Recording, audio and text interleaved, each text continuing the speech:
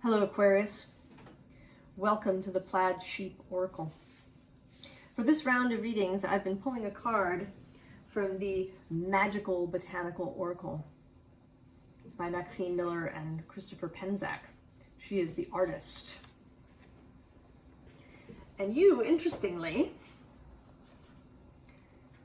got dandelion. And dandelion is actually an herb of Jupiter because it has an action on the liver, which is ruled by Jupiter in traditional medical astrology.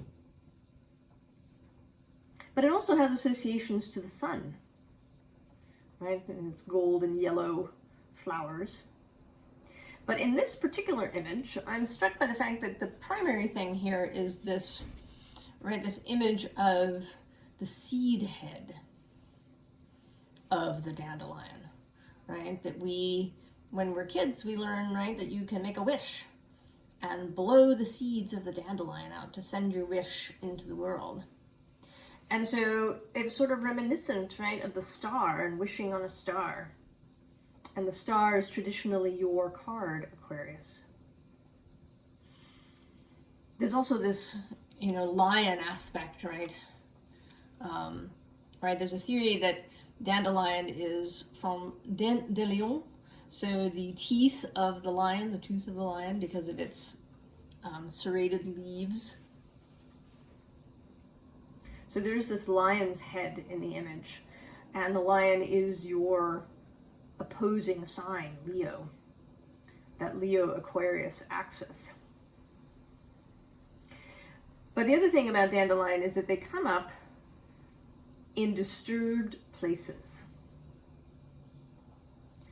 So, actually, right, if you know anybody who tries to get rid of the dandelions on their lawn by using herbicides, they're actually probably creating the conditions that will grow more dandelions. Because dandelions come into these disturbed places, right, where people walk, where the soil gets turned over a lot, where there might be a lack of something that other more delicate plants might need, right? The dandelion is sturdy, has this long taproot that reaches deep into the soil, right? It can pull nutrients up from the depths that might not be available on the surface. They show up in open fields and in abandoned lots. And that's one of the things that makes them, right, so wonderful. They're so, right, they're like a joy just coming right out of the ground in places that seem barren. There is also this theory about people that when you're born, you may be a dandelion child who thrives in all sorts of conditions, or you might be an orchid child, right? Orchids, there are many species of orchid, and they grow all over the world. But they tend, as a group, to need very specific conditions to thrive. Right? If somebody's ever given you an orchid, right, as a gift, or maybe you've bought one, that, right, you have to find a very particular spot, right? They have to have just the right amount of sunlight and just the right amount of water and temperature, right? An orchid can be tricky to keep, but to grow. And that some people are like that. And that other people really thrive often in all different kinds of conditions, even barren ones or difficult ones. And that this is also an aspect, right, of dandelion, this thriving in adversity. Not just in spite of, but in some cases because of adversity. And I feel as if this is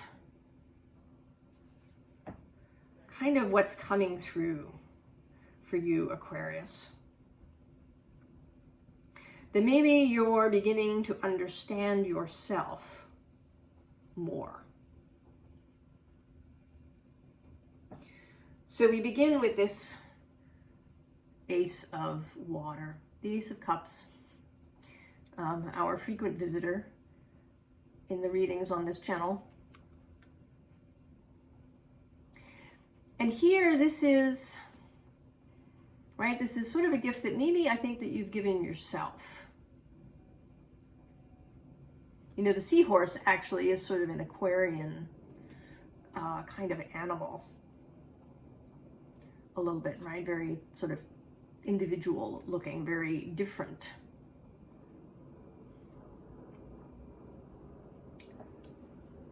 And underneath, right, is this introspective, inward-looking Queen of Water. And then, again, this Nine of Earth, which is a sign of individuality, of having enough in and of yourself, enough resources, right, that you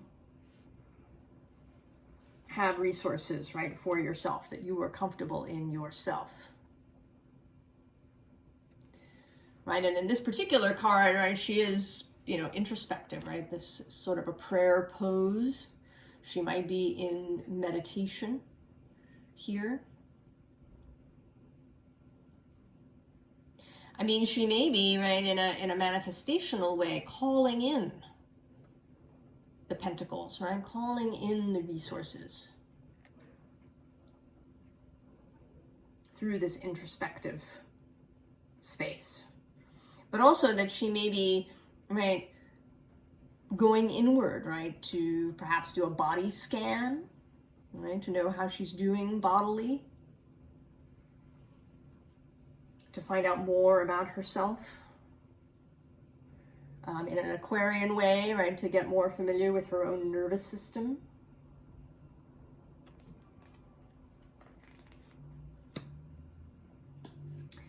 And I think that what she encounters in there is this messenger of fire. This inner aspect of self. And actually there's sort of 3 inner aspects, or possibly 4, but that she encounters here. So there's this messenger of fire, Page of Wands. You know, maybe the inner child. The inner spark of self that was there when you were little. There is, you know, her body language, right, with this sort of hugging herself and kind of looking over her shoulder. There is a little bit of anxiety, perhaps, unsureness about where to go and maybe how to deal with the world.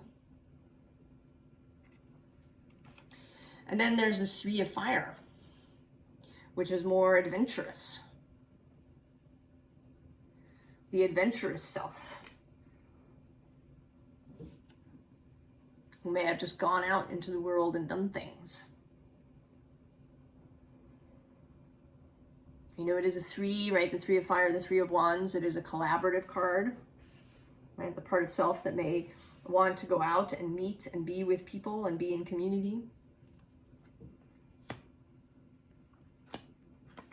And then the Queen of Air. Now, in Hermetic tradition, you are the King of Air as the fixed air. But, right, this is also you. Discernment. New ideas. Innovation. Wisdom.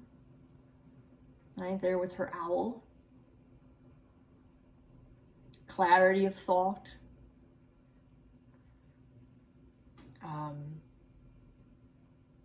Also sort of emotional distance. Yeah. She's not a touchy-feely queen, the Queen of Air. the intellectualization, perhaps, of emotion, right? Thinking about emotion rather than feeling them.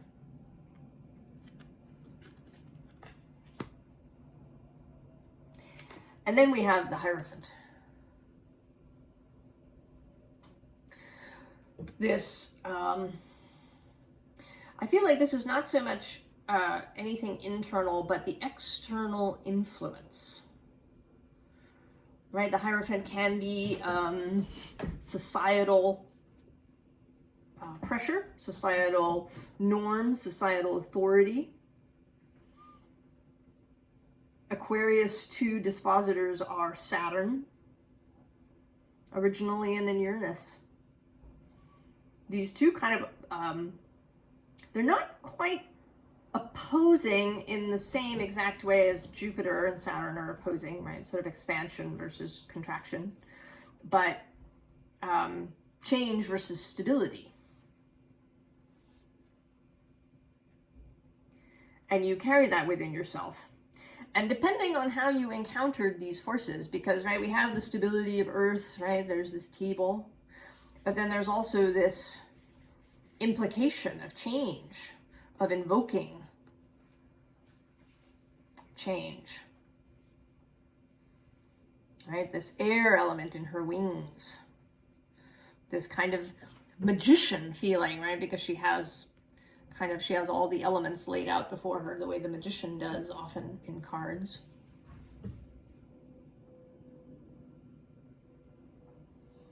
So I feel like this is, right, perhaps some of the conflict that you felt, and depending on, you know, what versions of this you encountered as a child, you may lean more one way or the other.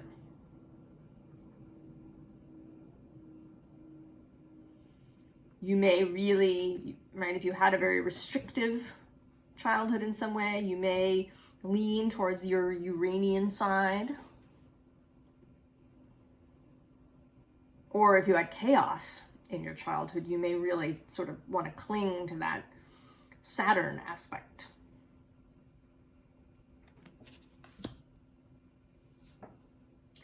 So what's happening here really, right, is communication, ideally, between all of these different parts of yourself.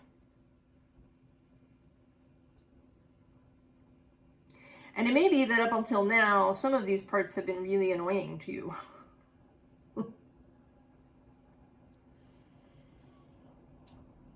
That, you know, now that you're coming to recognize them, you know, because that's the thing, right? When we are unconscious of these things in our life, as we are often, you know, in our youth, before we encounter spiritual ideas and ideas about holism and,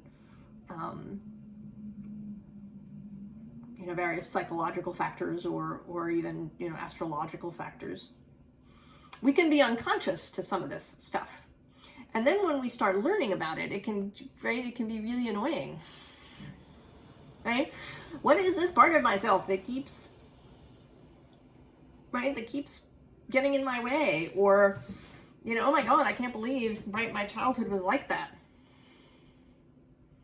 I wish my childhood hadn't been like that, right? I might not feel, right, here's this anomaly underneath. Right, I might not feel so left out all the time. Right, I might feel like I belong.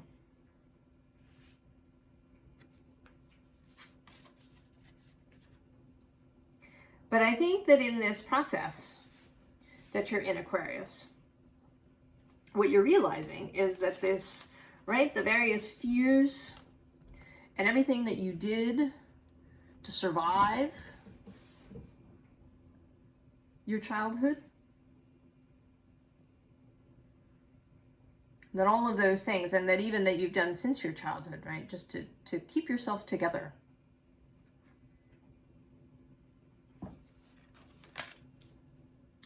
is actually where the growth comes from. And it is, right, I mean, there is something sort of annoying about that. I'm there with you. Right? you kind of want to say, well, can't I have had just a lovely childhood and still have had growth? But I kind of don't think that it can work that way. I mean, right, we wouldn't have all the experiences that our soul streams are looking for. Right? We arrive here, we take up human bodies, knowing, right? It's not like we know when we don't know, right? What it means to be human. We know. And that's right, that's what we're looking for. We're looking for this diverse experience.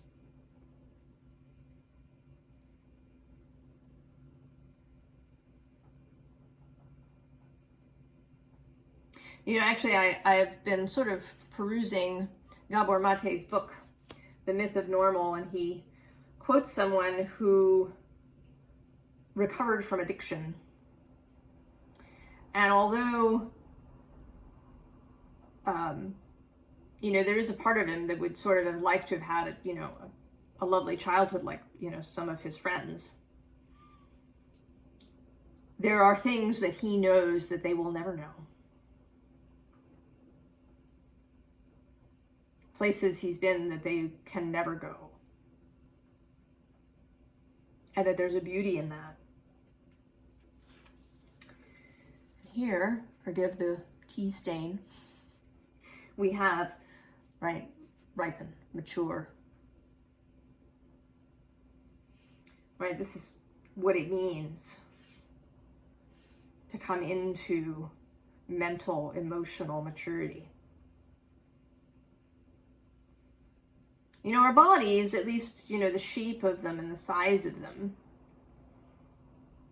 right, the physical self matures on its own, right? We get older, right? We grow up.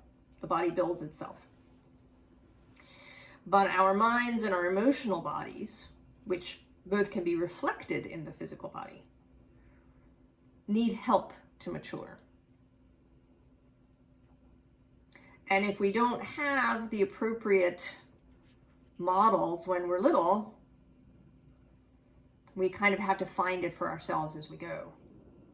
And that is, right, that's this process that you're in, Aquarius. This process of maturing, of getting to know yourself, and of understanding that all of these experiences have given you something. Right? You've seen things and felt things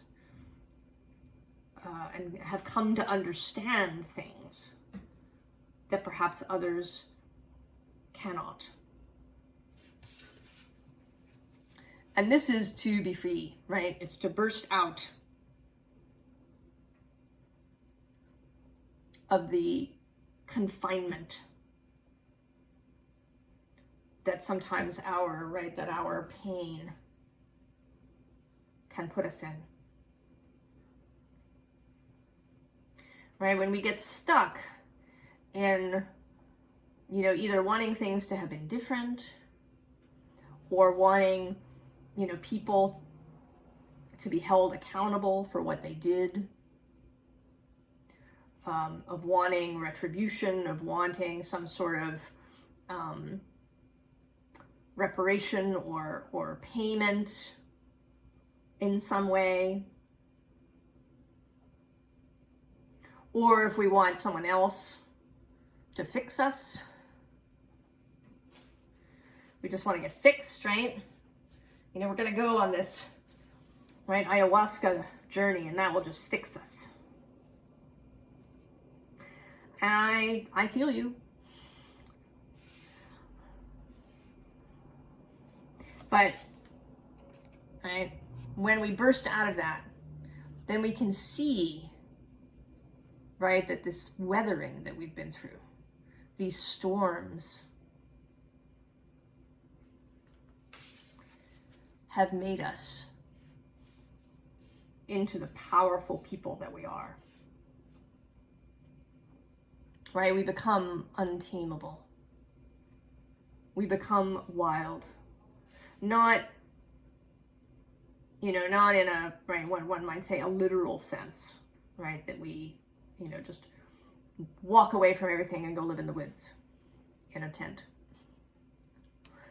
But wild in the sense that we have a free mind. That we are no longer boxed in by our past, by our programming, by society's rules, because we've seen beyond that. We've been through the storm.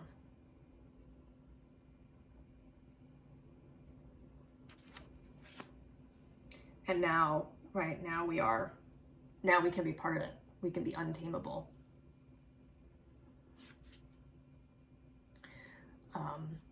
So kind of, right, as a sort of a confirmation of this, or as an elaboration, right? Right, we can encounter our own fierceness, our own predator.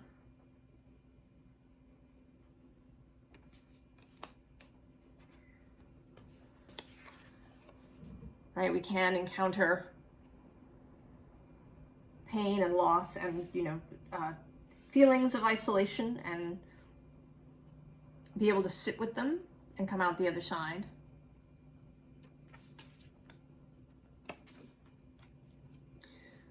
We can be proactive, we can be creative and passionate. We can be protective of that which we love. We can defend our own self, not kind of in a Seven of Wands battling way, but in a sovereign way. By standing in our own strength and the knowledge, right, of our own power. We can say what we need to say, and we can do it, not aggressively, right? We don't have to go around shouting things.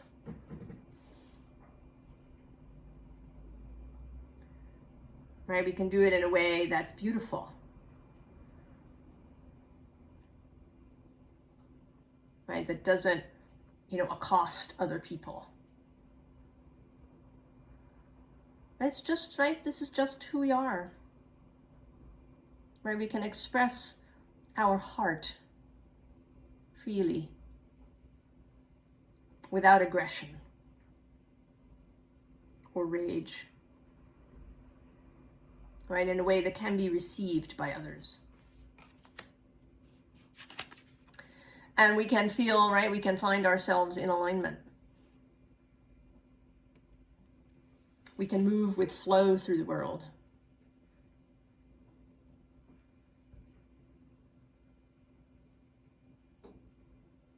Right, we can be, right, we can find ourselves, right, we can find that spot where we are fully ourselves. You can be fully yourself, Aquarius, in alignment with yourself. Once you accept, right, that this adversity is part of you and has made you who you are, has given you power, right? Not in a power over others, but in a power to lead your own life.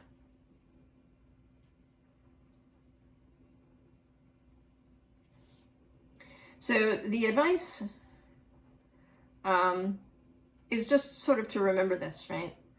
That, that this energy, the creative energy exists, and underneath that is the Hierophant. So if you're feeling, right, this Hierophant energy,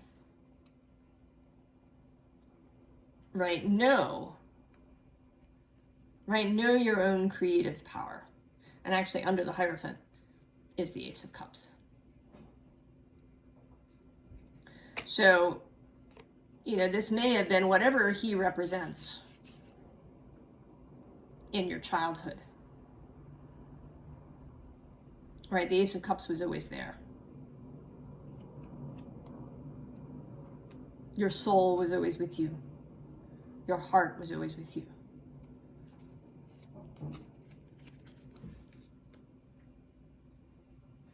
And was made more resilient,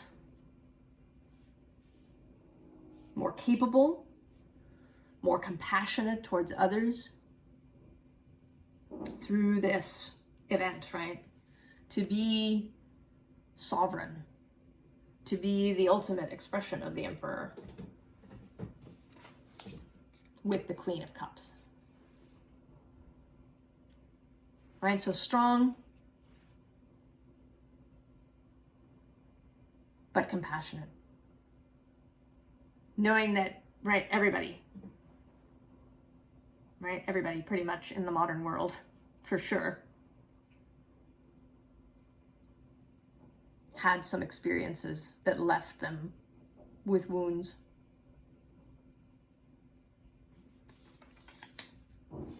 And so that, right, that allows generosity, both to give and to receive. Right, we're all in the same boat together, really.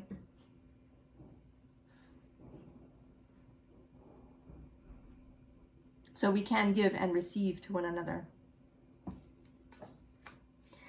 And to look with satisfaction on the harvest.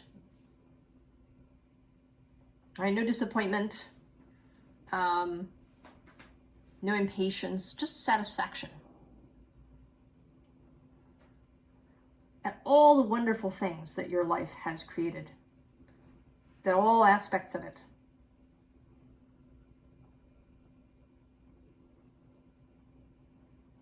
That there's, right, that the beauty that is you, the power that is you, right, is your hardest.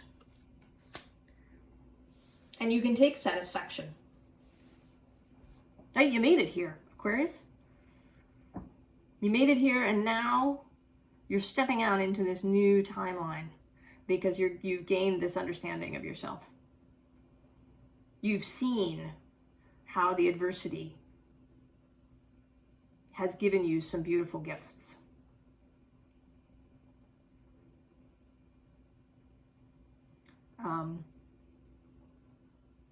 Right, stress in this physical 3D world is actually necessary.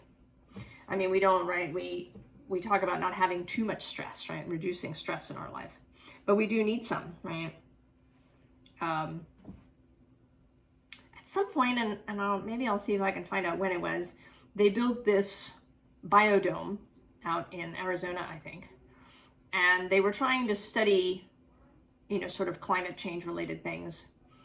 And they planted trees, and the trees grew really fast, but then they like collapsed.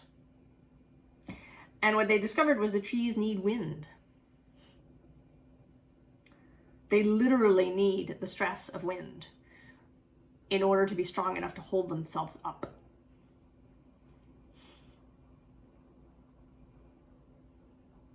So so it is in fact a literal fact that our bodies need some stress in order to be strong enough to just exist, to be able to meet challenges, and to exult in those challenges.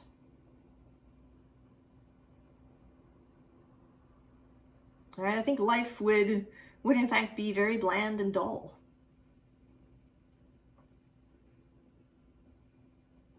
if we had created the 3D world in a different way. So see the adversity as what created you in all of your beauty and your ability to connect with other people. See yourself as resilient.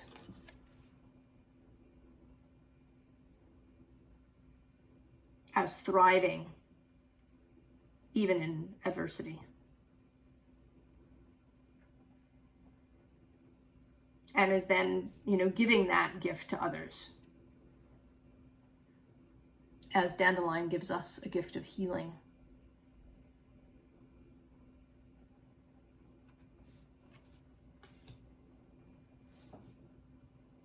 I wish you all the best, Aquarius. I hope that this has been an interesting and enlivening process for you.